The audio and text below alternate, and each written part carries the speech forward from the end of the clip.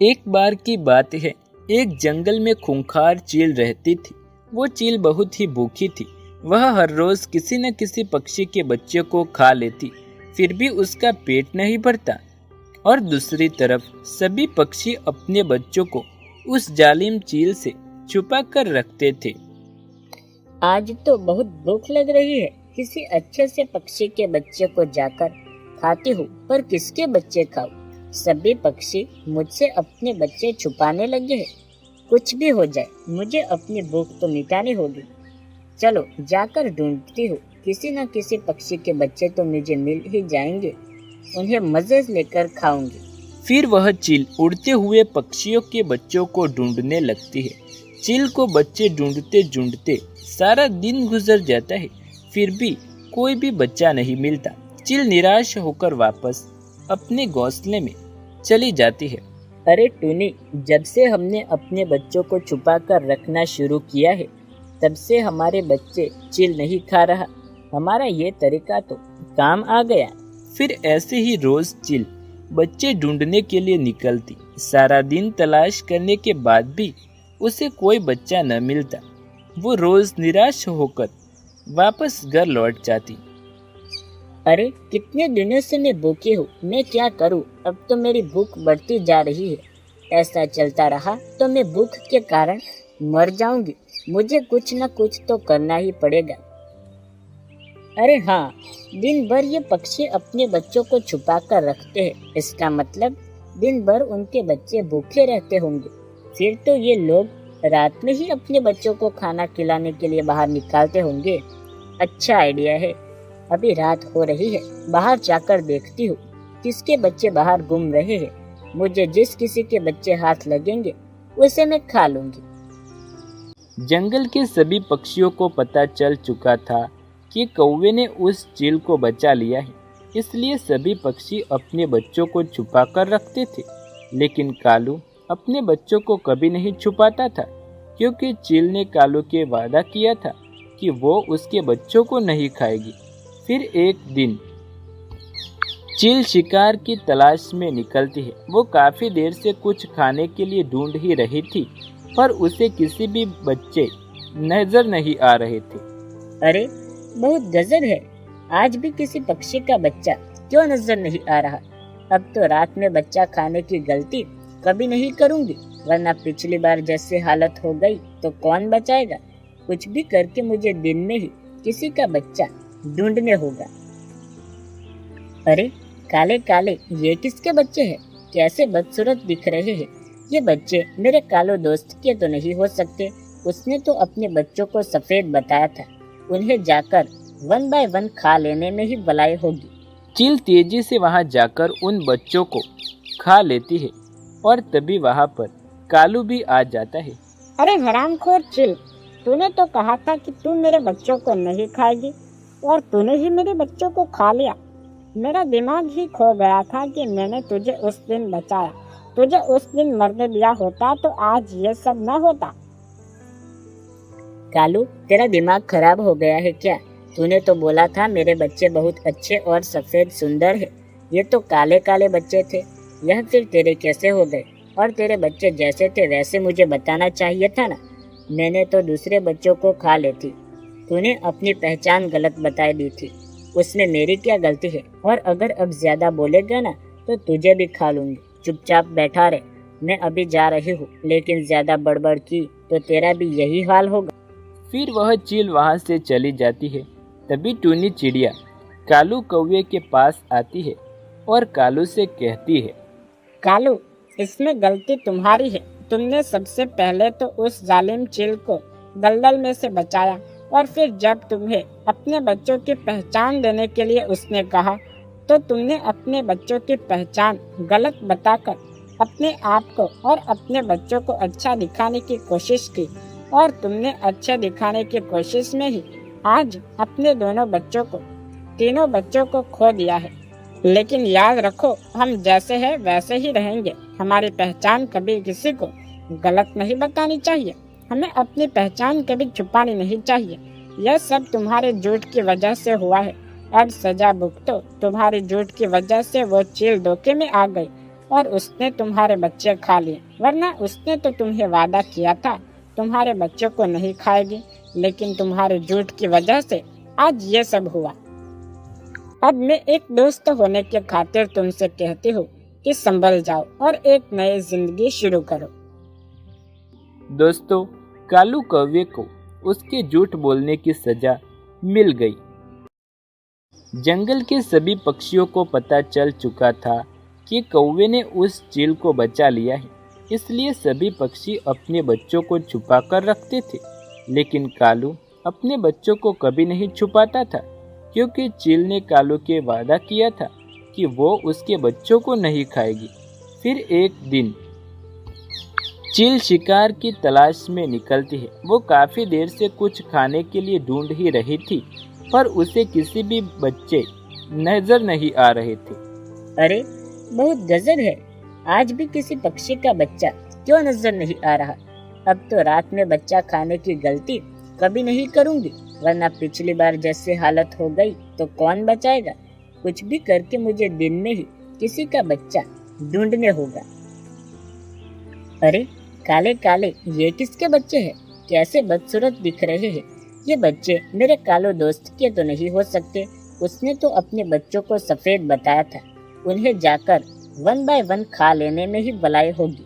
चील तेजी से वहां जाकर उन बच्चों को खा लेती है और तभी वहां पर कालू भी आ जाता है।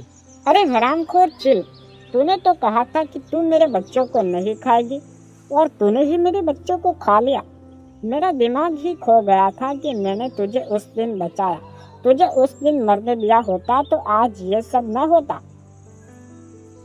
कालू, तेरा दिमाग खराब हो गया है क्या? तूने तो बोला था मेरे बच्चे बहुत अच्छे और सफेद सुंदर है। ये तो काले काले बच्चे थे। यह फिर तेरे कैसे हो गए? और तेरे बच्चे जैसे थे वैसे मुझे बताना चाहिए था ना। मैंने तो दूसरे बच्चों को खा लेती। तूने अपनी पहचान गलत बता दी थी। उसमें मेरी क्या गलती है? और अगर अब ज्यादा बोलेगा ना तो तुझे भी खा लूंगी। चुपचाप बैठा रहे। मैं अभी जा रही हूँ, लेकिन ज्यादा बड़बड़ की तो तेरा भी यही हाल होगा। फिर वह चील वहां से चली जाती है। तभी टूनी चिड़िया कालू कौवे के पास आती है और कालू से कहती है, कालू, इसमें गलती तुम्हारी है। तुमने सबसे पहले तो उस जालिम चील को दलदल में से बचाया और फिर जब तुम्हें अपने बच्चों की पहचान देने के लिए उसने कहा तो तुमने अपने बच्चों की पहचान गलत बताकर अपने आप को और अपने बच्चों को अच्छा दिखाने की कोशिश की और तुमने अच्छे दिखाने की कोशिश में ही आज अपने तीनों बच्चों को खो दिया है। लेकिन याद रखो, हम जैसे हैं वैसे ही रहेंगे। हमारी पहचान कभी किसी को गलत नहीं बतानी चाहिए। हमें अपनी पहचान कभी छुपानी नहीं चाहिए। यह सब तुम्हारे झूठ की वजह से हुआ है। अब सजा भुगतो। तुम्हारी झूठ की वजह से वो चील धोखे में आ गई और उसने तुम्हारे बच्चे खा लिए, वरना उसने तो तुम्हें वादा किया था तुम्हारे बच्चों को नहीं खाएगी, लेकिन तुम्हारे झूठ की वजह से आज ये सब हुआ। अब मैं एक दोस्त होने के खातिर तुमसे कहती हूँ कि संभल जाओ और एक नई जिंदगी शुरू करो। दोस्तों, कालू कौवे को उसके झूठ बोलने की सजा मिल गई। ये कहानी है एक कबूतर किसान की, जो कि बहुत ही मेहनती किसान था। उस कबूतर किसान का अपना बड़ा एक खेत था, जिसमें वो काफी अलग अलग फसल लगाता था और काफी ज्यादा मुनाफा कमाता था।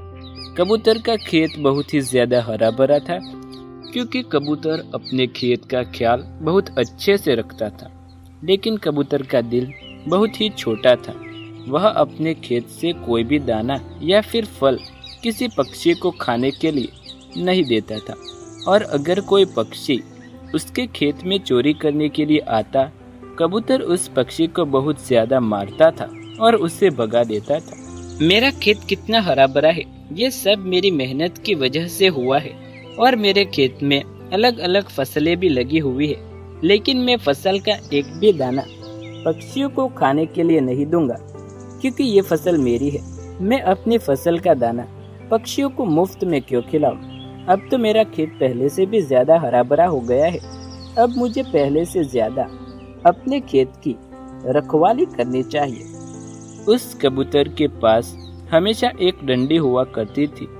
किसी भी पक्षी की इतनी हिम्मत नहीं थी कि वो कबूतर के खेत से चोरी कर सके। टूनी चिड़िया, तुम्हें पता है हमारे जंगल का कबूतर किसान है ना, उसका खेत कितना ज्यादा हरा भरा हो गया है और उसके खेत में तरह तरह की फसलें हैं। हाँ कालू, तुमने ये बात तो ठीक कही, लेकिन उस किसान कबूतर का दिल बहुत छोटा है। वो अपने खेत से एक भी दाना पक्षियों को खाने के लिए नहीं देता। कालू, अगर कबूतर किसान की जगह मैं होती ना, तो किसी पक्षी को मना नहीं करती। जिस पक्षी को जितनी जरूरत हो उतना खाना मैं सबको देती। लेकिन टूनी, क्या करे, वो कबूतर तुम्हारी तरह सोचता नहीं है ना। वह बहुत ही छोटे दिल का मालिक है। कुछ दिन यूं ही गुजर जाते हैं। जंगल में बहुत ज्यादा गर्मी पड़ रही थी। इस कारण सूखे का मौसम आ गया था। अब ना तो जंगल में भोजन मिलता था और न ही पानी। जंगल के सारे पक्षी बहुत ज्यादा परेशान हो गए थे। भोजन न मिलने की वजह से सभी पक्षियों को भूखा रहना पड़ता था और अब तो जंगल में गर्मियों का मौसम शुरू हो गया था। इस कारण सभी पक्षी बहुत ज्यादा परेशान हो गए थे। लेकिन कबूतर किसान के खेत को कुछ भी फर्क नहीं पड़ रहा था, बल्कि कबूतर का खेत तो और भी हरा भरा हो गया था। जंगल में गर्मियों का मौसम चल रहा है, पक्षी भूख के मारे मर रहे हैं, लेकिन मेरा खेत तो एकदम हरा भरा है, क्योंकि मैं अपने खेत का इतना ख्याल जो रखता हूँ। कुछ भी हो जाए, लेकिन मैं अपने खेत की फसल दूसरे पक्षियों को नहीं दूंगा, चाहे वो भूख से मर ही क्यों न जाए। उस कबूतर को तो सिर्फ अपने खेत की ही चिंता थी। वो निर्दयी था, पक्षियों की बिल्कुल भी चिंता वो नहीं करता था। टूनी चिड़िया, मैं 2 दिन से भूखा हूँ, मैंने कुछ भी नहीं खाया, और अगर आज भी मैंने कुछ नहीं खाया तो इस भूख के कारण मैं मर जाऊंगा। तुम जल्दी से कुछ करो, मुझे भूख लग रही है। टूनी चिड़िया, मुझे तो भूख लगी है, लेकिन 2 दिन से मेरे बीबी बच्चे भी भूख से तड़प रहे हैं। तुम कुछ सोचो, हमें जल्द ही कुछ करना चाहिए।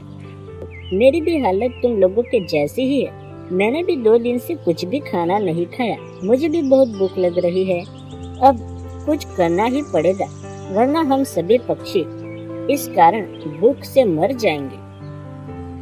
टूनी, तुम क्या करोगी? हमारे जंगल में न तो पानी है और न ही भोजन। बस हमारे जंगल में उस कबूतर का हरा भरा खेत है, उसमें ही बड़ी बड़ी फसल लगी हुई है, लेकिन वो कबूतर हमें अपनी एक फसल का भी दाना नहीं देगा, क्योंकि वो कबूतर काफी कंजूस है।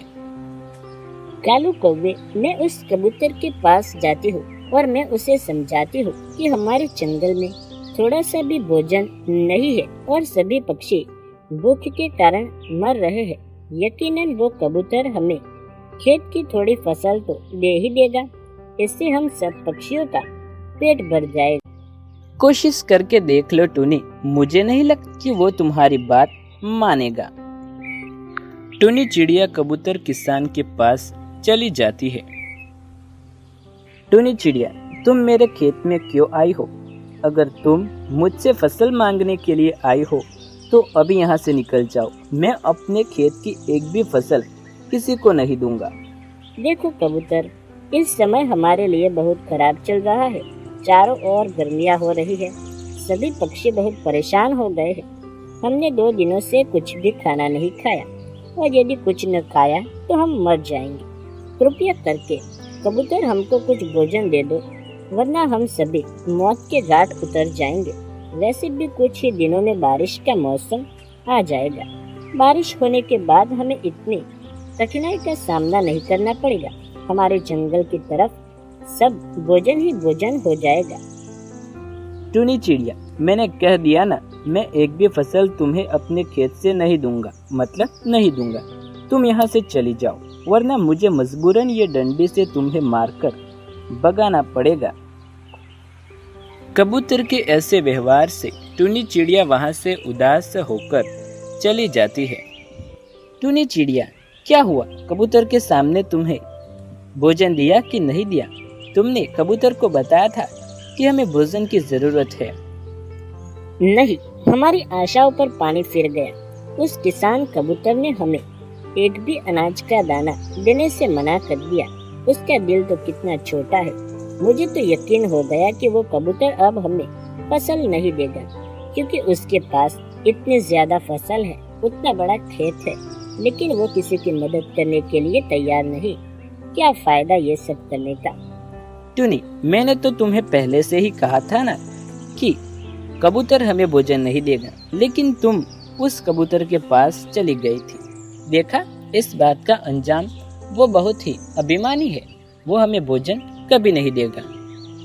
देखो पक्षियों, अब हमारे पास सिर्फ एक ही रास्ता है। हमें इस जंगल को छोड़कर चले जाना चाहिए, जहाँ पर हमें दाना पानी दोनों मिल सके और गर्मी से भी हमारा बचाव हो सके। बारिश का भी मौसम आना है, इसलिए हम जल्द ही अपनी जगह बदल लेते हैं। सभी पक्षी उस जंगल को छोड़कर दूसरे जंगल में जाते हैं, जहाँ पर सब कुछ उन्हें मिल जाता है। दाने पानी की कोई कमी नहीं थी। वहाँ पर दूसरे पक्षी भी उनका साथ दे रहे थे। उन्होंने अपने नए घर भी बना लिए थे और अब हंसी खुशी से वो अपना जीवन बिता रहे थे। दूसरी तरफ अब बारिश का मौसम आ गया। कबूतर किसान खुश हो गया बारिश को देखकर, लेकिन बारिश का कहर दिन ब दिन बढ़ता जा रहा था। इस कारण कबूतर के खेत के पानी से भर गया और सारी फसल बर्बाद हो गई और उसके खाने के लिए कुछ नहीं बचा। वह बहुत परेशान हो गया था। जब ये बात टुनी और कालू को पता चली तो उन दोनों ने तय किया कि वो कबूतर की मदद करने के लिए जाएंगे और दोनों कबूतर के पास गए। कबूतर से बात की और कबूतर से रिक्वेस्ट करके उसे अपने साथ आने के लिए कहा, जहाँ पर खाने पीने की कोई भी कमी नहीं थी। कबूतर ने सभी पक्षियों से उसकी गलती के लिए माफी मांगी और फिर सभी पक्षियों ने मिलकर कबूतर को भी एक रहने के लिए अच्छा घर बना कर दिया और सभी पक्षी आपस में मिलजुल कर रहने लगे पहले जैसे।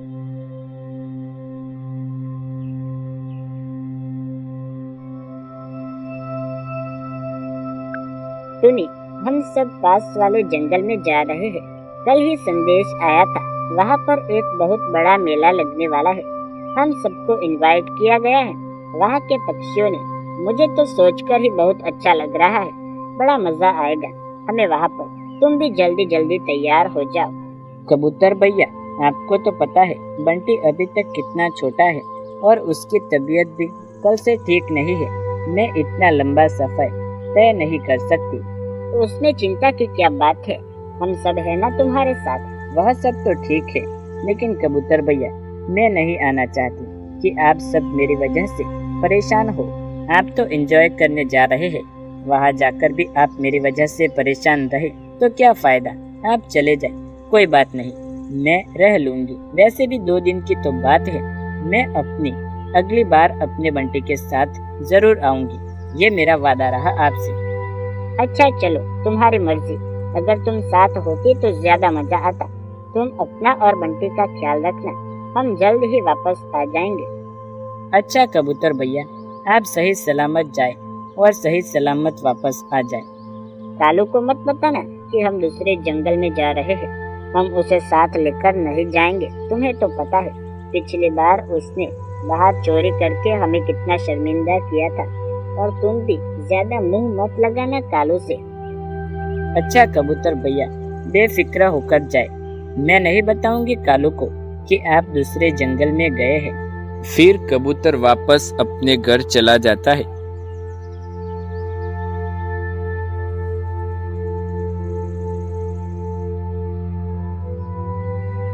अगले दिन सभी पक्षी दूसरे जंगल चले जाते हैं। टुनी चिड़िया अपने बेटे बंटी के साथ घोंसले में रात गुजारती है। यह जंगल कितना खामोश लग रहा है। पता नहीं 2 दिन कैसे गुजरेंगे। मेरा बेटा बंटी ठीक हो जाए, फिर मैं भी अपने बेटे को लेकर जाऊंगी मेले में। मेरा घोंसला भी कितना कमजोर हो गया है। जब सारे पक्षी वापस लौट आएंगे तो उनकी मदद लेकर घोंसले की मरम्मत करवा दूंगी। टुनी चिड़िया का बेटा बंटी बहुत ही छोटा था। वह अक्सर बीमार रहता था, इसलिए काफी समय से टुनी चिड़िया ने अपने घोंसले की मरम्मत नहीं की थी। घोंसले की हालत कुछ ज्यादा ही खराब हो गई थी। ऐसे ही रात हो जाती है और टूनी चिड़िया सो जाती है। अगली सुबह जब टूनी चिड़िया की आंख खुलती है तो बहुत सारे गहरे बादल आसमान में छाए हुए थे। टूनी चिड़िया बहुत परेशान हो जाती है। अगर बारिश आ गई तो मैं क्या करूंगी? बंटी भी ठीक नहीं है और घोंसले की हालत भी खराब है और मैं इसे पूरे जंगल में अकेली हूँ। टूनी चिड़िया ऐसा सोच ही रही थी कि बारिश शुरू हो जाती है। बारिश भी इतनी तेज आ रही थी कि पल भर में सभी जगह पानी पानी हो गया। तेज हवा भी चल रही थी। कुछ देर तो टूनी चिड़िया का घोंसला ठीक रहा, लेकिन थोड़ी देर बाद टूनी का घोंसला हवा के झोंके से नीचे गिर गया। अब मैं क्या करूं? मेरे मासूम बेटे को लेकर कहां जाऊं? ये कैसी परेशानी आ गई मुझ पर। टूनी चिड़िया शाम होने तक एक पेड़ के नीचे ही बैठी रहती है, लेकिन अब रात होने वाली थी और बरसात भी रुकने का नाम नहीं ले रही थी। पूरा दिन तो गुजर गया, लेकिन रात गुजारना बहुत मुश्किल होगा। बंटी कहीं ज्यादा बीमार ना हो जाए। मुझे कुछ करना चाहिए। एक आइडिया, मैं कालू के पास चली जाती हूँ, वो मेरी मदद जरूर करेगा। टूनी चिड़िया ये सोचकर अपने बेटे बंटी को लेकर कालू के घर की तरफ चली जाती है। कालू कौवे के घर का दरवाजा बंद था। टूनी चिड़िया कालू कौवे के दरवाजे को खटखटाती है, लेकिन कालू कौवा दरवाजा नहीं खोल रहा था। टूनी चिड़िया और जोर जोर से कालू के दरवाजे को खटखटाती है। कालू भैया, दरवाजा खोले, मेरा बेटा बंटी बहुत बीमार है, मुझे आपकी जरूरत है। लेकिन एक कालू कि दरवाजा खोलने का नाम ही नहीं ले रहा था। टूनी चिड़िया ऐसे ही आवाज देती रही, लेकिन कालू कोई जवाब नहीं दे रहा था। क्या बात है टूनी, दरवाजा तोड़ना है क्या? इतनी तेज बारिश में भी तुम्हें चैन नहीं? कितने अच्छे से मैं फोन देख रहा था। कल ही मुझे इंसानों की बस्ती में से फोन मिला था, सारा मजा खराब कर दिया। बोलो क्या बात है? कालू भैया, प्लीज मुझे अंदर आने दो, मेरा बेटा बंटी ठीक नहीं है। तो मैं क्या करूं? पहले ही तुमने मेरा सारा मजा खराब कर दिया है। अभी मेरा बेटा घर के अंदर चैन से सो रहा है। मैं नहीं चाहता कि तुम दोनों आकर मेरे बेटे की नींद खराब कर दो। टूनी, तुम यहाँ से चले जाओ, अब घर के अंदर जा रहा हूँ, फिर से दरवाजा मत खटखटाना, पता नहीं कहाँ कहाँ से मुंह लेकर आ जाते हैं। ऐसा कहकर दरवाजा बंद कर लेता है कालू। टूनी अब इस समय बहुत बेबस थी।